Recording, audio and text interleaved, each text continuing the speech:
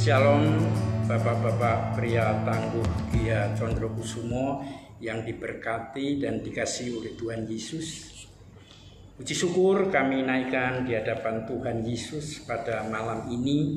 Walaupun melalui ibadah online, kita masih diberi waktu, kesempatan oleh Tuhan untuk mendengarkan kebenaran firman Tuhan yang hari ini akan saya ambil dari kitab Yesaya 59 ayat 1 sampai 3. Mari sebelum kita merenungkan kebenaran firman Tuhan, mari kita menghadap kepada Tuhan melalui doa.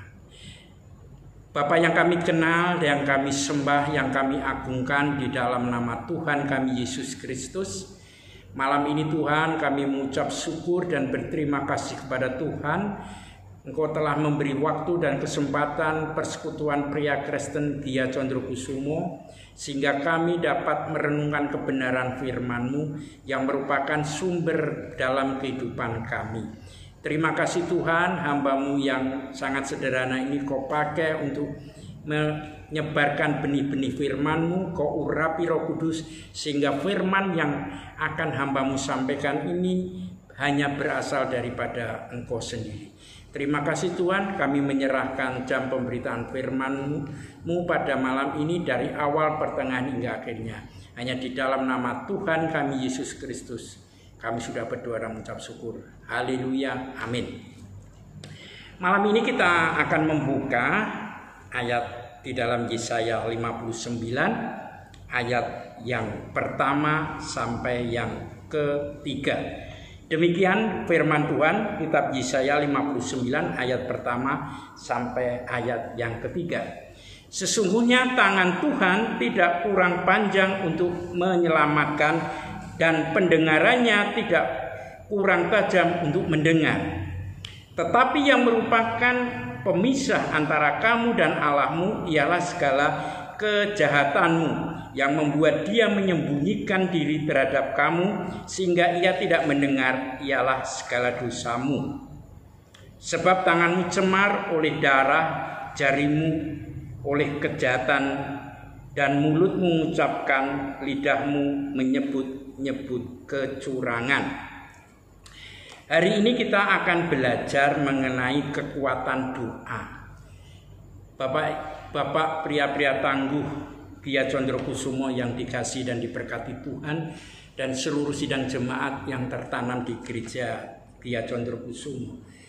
Saat-saat ini dalam kehidupan kita, di dalam menghadapi pandemi seperti ini, kita hanya butuh doa kepada Tuhan. Kita akan meminta pertolongan, kekuatan daripada Tuhan supaya kehidupan kita itu bisa kuat sesuai dengan apa yang Tuhan kehendaki.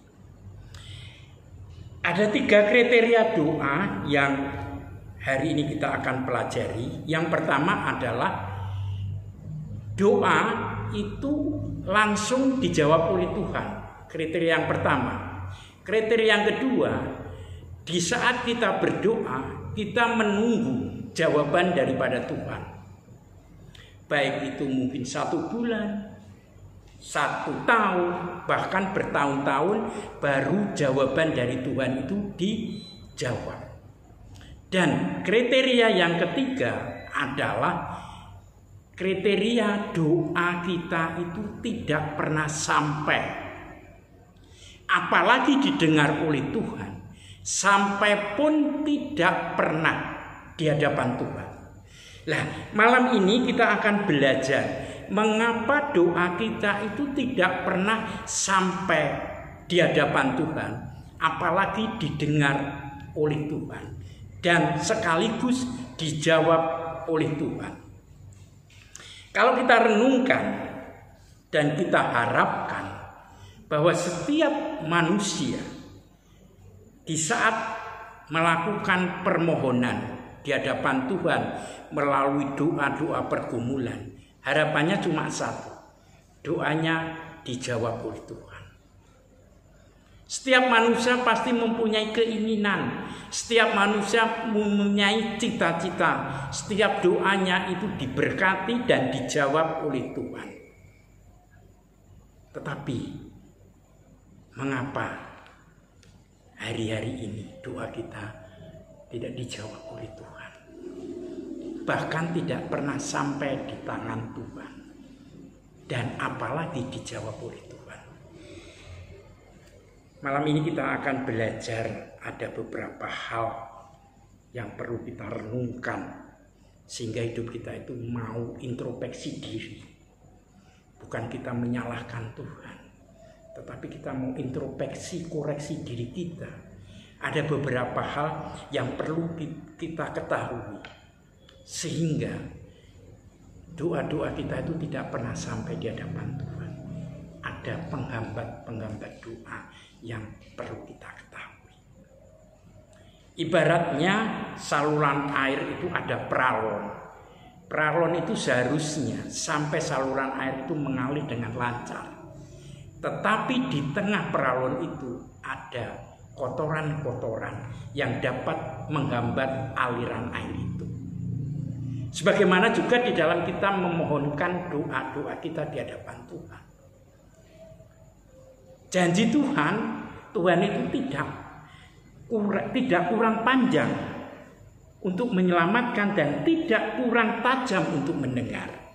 Tetapi kenyataannya kehidupan kita di saat berdoa itu menghadapi yang namanya putus di tengah jalan.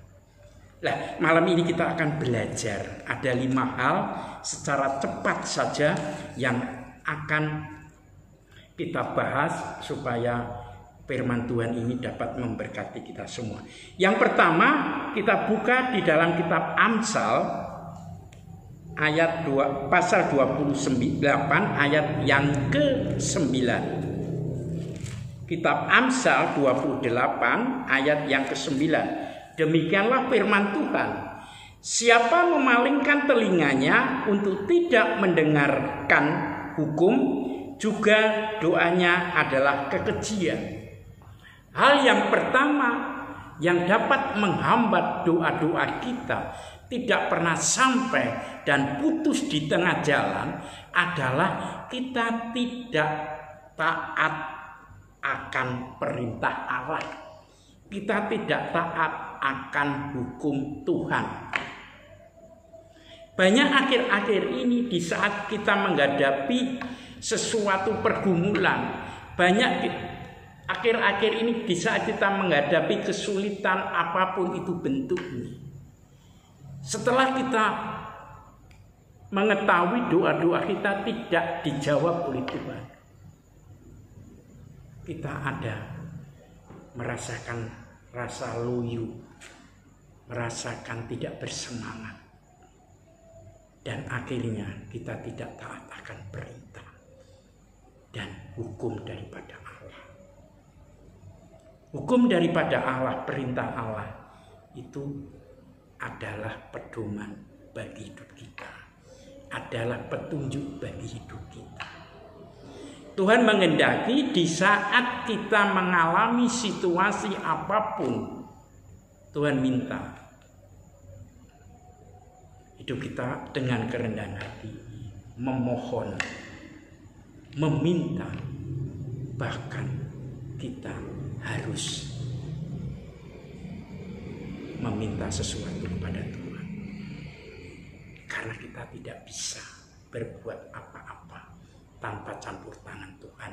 Kita tidak bisa, kita penuh kelemahan, kita penuh kekurangan, kita penuh keterbatasan, sehingga kita bisa hanya memohon Tuhan yang mempunyai segala-galanya dalam hidup kita. Hal yang kedua, yaitu di dalam kitab Mazmur 66 ayat yang ke-18. Kitab Mazmur 66 ayat yang ke-18 akan saya bacakan. Demikianlah firman Tuhan. Seandainya ada niat jahat dalam hatimu, tentunya Tuhan tidak mau mendengar. Yang menjadi penghambat doa-doa kita tidak pernah dijawab oleh Tuhan, itu adalah niat jahat yang ada di dalam hati kita. Niat itu masih dalam program. Niat itu masih dalam perencanaan. Segala niat itu belum tentu dilakukan. Itu sudah merupakan kekejian di hadapan Tuhan. Merupakan kekotoran di hadapan Tuhan. Bahwa kita sudah memprogramkan niat jahat kepada seseorang, walaupun itu sudah belum dilakukan, itu di mata Allah sudah dikategorikan sebuah kejahatan, sehingga bisa menghambat doa-doa kita di hadapan Tuhan. Hal yang ketiga, yaitu di dalam kitab Yesaya 59 ayat yang ketiga tadi. Sebab tanganmu cemar oleh darah dan jarimu oleh kejahatan. Mulutmu mengucapkan, lidahmu menyebut-nyebut kecurangan. Ada menyatakan bahwa firman Tuhan di dalam kitab Yakobus dikatakan bahwa lidah itu ibarat api, Bapak yang terkasih di dalam Tuhan. Dengan lidah kita bisa memberkati. Dengan lidah kita bisa menjadi kutuk. Kadang-kadang diri kita di dalam, khususnya sebagai imam-imam di dalam keluarga yang dipercaya oleh Tuhan, kita tidak bisa mengendalikan ucapan kita. Kita tidak bisa mengontrol apa yang menjadi ucapan kita. Bahkan di dalam kehidupan kita juga tidak bisa mengontrol kata-kata kita. Baik itu kepada suami istri, kepada anak-anak, maupun di dalam lingkungan kita. Kadang-kadang tanpa kita sadari, kita tidak bisa mengendalikan diri, emosi kita. Sehingga kita tidak bisa mengontrol ucapan kita. Yang keluar itu bukan berkat, tetapi yang keluar adalah kata-kata yang tidak berkenan di hadapan Allah. Hari ini kita akan belajar bersama-sama bahwa di dalam kita menaikkan doa di hadapan Tuhan, kadang-kadang kita harus introspeksi diri kita. Apakah kita layak maupun tidak? Kadang-kadang orang juga bisa menyalahkan Tuhan. Mengapa Tuhan saya sudah menjadi orang Kristen berapa tahun? Mengapa Tuhan saya sudah menjalankan apa yang menjadi kehendak-Mu? Mengapa Tuhan aku sudah menjalankan apa yang menjadi kehendak-Mu di dalam kehidupan sebagai orang percaya? Kadang-kadang kita mau menuntut di hadapan Tuhan, menuntut hak di hadapan Tuhan. Tetapi malam ini kita akan mau mengoreksi diri kita.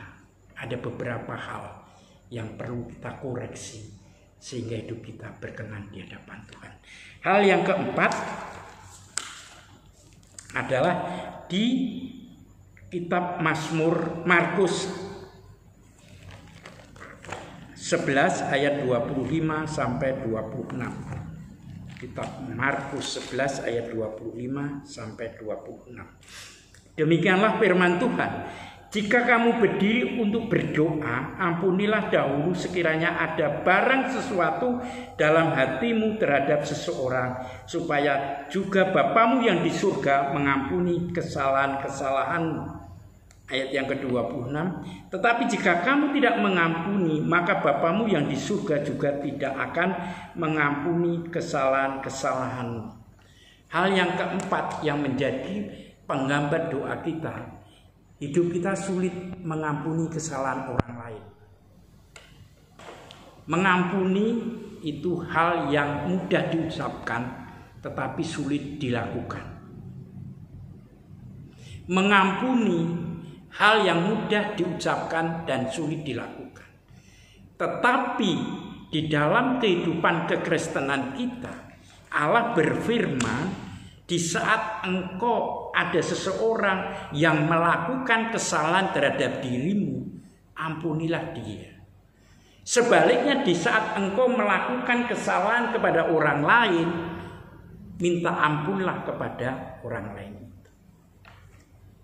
Tetapi kadang-kadang ada sebuah tanda petik gengsi, apalagi seorang imam, kepala keluarga yang mencari nafkah, posisi kita sebagai bapak-bapak di keluarga kita, yang mencari nafkah sebagai tulang punggung di dalam keluarga. Di saat kita melakukan kesalahan mungkin kepada istri, mungkin kepada anak, ada rasa gengsi untuk meminta ampun di hadapan istri maupun anak.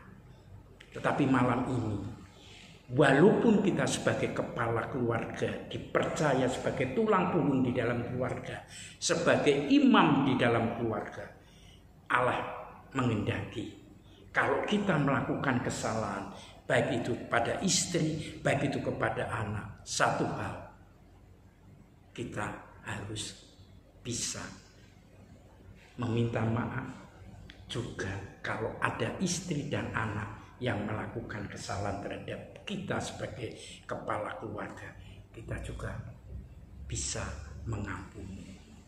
Nah, bagaimana kalau diri kita di dalam kehidupan kita sebagai orang percaya tidak mau mengampuni dan tidak mau memberi maaf kepada orang lain? Allah juga berfirman di dalam ayat yang ke-26 tadi, tetapi jika kamu tidak mengampuni, maka Bapamu yang di surga juga tidak akan mengampuni kesalahan-kesalahan. Ada satu tindakan lebih dahulu yang kita lakukan di dalam kehidupan kita, baru Allah akan bertindak. Tetapi sebaliknya, kalau diri kita di dalam kehidupan orang percaya tidak mengampuni kesalahan orang lain, dan kita kalau melakukan kesalahan kita tidak mau meminta maaf kepada orang lain, Bapamu yang di surga juga tidak akan mengampuni kesalahan kita. Kita bertindak dulu, baru Allah yang akan bertindak. Ini yang keempat. Dan yang terakhir, kita buka penggambar doa-doa kita kepada Tuhan tidak dibalas atau tidak dijawab oleh Tuhan, bahkan tidak didengar oleh Tuhan. Kita buka di dalam kitab Yakobus 1 ayat 6 dan 7. Demikianlah firman Tuhan, hendaklah ia memintanya dalam iman dan sama sekali jangan bimbang, sebab orang yang bimbang sama dengan gelombang laut yang diombang-ambingkan kian kemari oleh angin. Ayat yang ke-7, orang yang demikian janganlah mengira bahwa ia akan menerima sesuatu dari Tuhan. Kadang-kadang kita tidak menyadari ada rasa keraguan-raguan di saat kita meminta sesuatu kepada Tuhan. Ada rasa kebimbangan di saat kita memohon sesuatu kepada Tuhan. Tetapi malam ini, Allah yang kita sembah, yang kita percayai, Allah di dalam nama Tuhan kami Yesus Kristus, selalu memberi hal yang terbaik. Kalau kita renungkan, sebelum kita memohon sesuatu dalam doa-doa kita, sebenarnya Allah itu sudah mengetahui apa yang kita butuhkan, apa yang kita perlukan, baik itu di dalam keuangan, pekerjaan, di dalam keluarga, di dalam pelayanan, maupun di dalam diri kita, hubungan diri kita kepada Tuhan. Tetapi kadang-kadang rasa kebimbangan itu masih tersimpan di dalam kehidupan kita. Contoh yang sederhana, di saat kita melakukan doa kepada Tuhan, selesai berdoa, kadang-kadang masih ada sesuatu hal. Nanti doa saya dijawab enggak oleh Tuhan? Nanti permohonan kita didengar enggak oleh Tuhan? Nanti bisa enggak Tuhan itu menjawab segala pergumulan-pergumulanku? Perkataan-perkataan ini, kebimbangan-kebimbangan ini bisa dikatakan kita meragukan kemahakuasaan Allah. Doa masalah dijawab dan tidak itu tergantung oleh Tuhan. Dan tergantung hati kita. Seberapa persenkah hati kita percaya mengandalkan Tuhan, bahwa Tuhan itu adalah satu-satunya sumber pertolongan dalam hidup kita. Kalau diri kita percaya sepenuhnya kepada Tuhan, saya terlalu yakin dan percaya segala doa-doa kita akan dijawab oleh Tuhan. Ada 5 hal yang hari ini perlu kita pelajari, bapak-bapak, pria-pria tangguh Gia Condrokusumo yang diberkati dan dikasihi oleh Tuhan Yesus. 5 hal ini yang dapat menghambat doa-doa kita tidak didengar, tidak pernah sampai, bahkan tidak pernah dijawab oleh Tuhan. Menjadi perenungan dalam diri kita, supaya kita membuang jauh-jauh ke-5 hal ini tadi, supaya hidup kita berkenan di hadapan Tuhan. Nah, ada satu berkat yang Tuhan janjikan di dalam kehidupan kita. Kalau kita sudah taat dan membuang ke-5 hal ini, yaitu kita buka di dalam Injil Markus 11 ayat yang ke-24. Injil Markus 11 ayat yang ke-24. Demikianlah firman Tuhan. Karena itu aku berkata kepadamu, apa saja yang kamu minta dan doakan, percayalah bahwa kamu telah menerimanya, maka hal itu akan diberikan kepadamu. Puji Tuhan. Bukti Tuhan mengasihi kita. Bukti Tuhan menyertai kita. Bukti Tuhan memperhatikan kita. Bukti Tuhan senantiasa memperdulikan kesulitan-kesulitan yang hambanya hadapi, umatnya hadapi adalah perhatian Tuhan, penyertaan Tuhan, perlindungan Tuhan, proteksi daripada Tuhan di dalam kehidupan kita bersama jemaat di Gia Condrokusumo.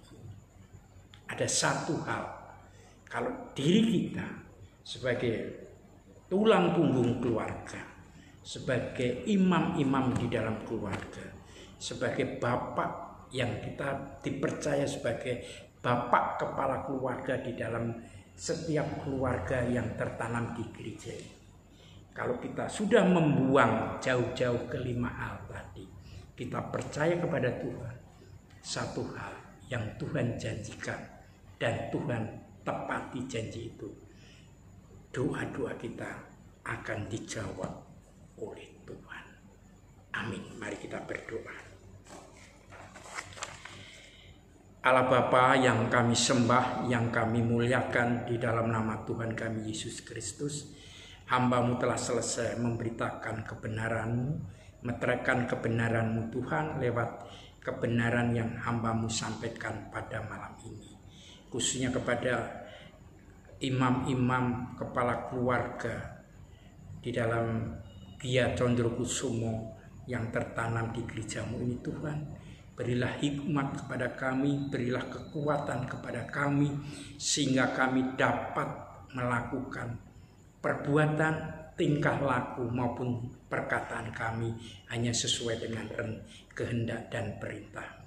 Terima kasih Tuhan Yesus atas waktu yang sudah Kau berikan, sehingga kami walaupun hanya melalui ibadah online Tuhan, dapat melakukan ibadah persekutuan pria Kristen di gereja-Mu ini Tuhan. Terima kasih Tuhan atas waktu dan kesempatan yang Tuhan berikan. Hanya di dalam nama Tuhan kami Yesus Kristus kami sudah berdoa dan mengucap syukur. Haleluya. Amin.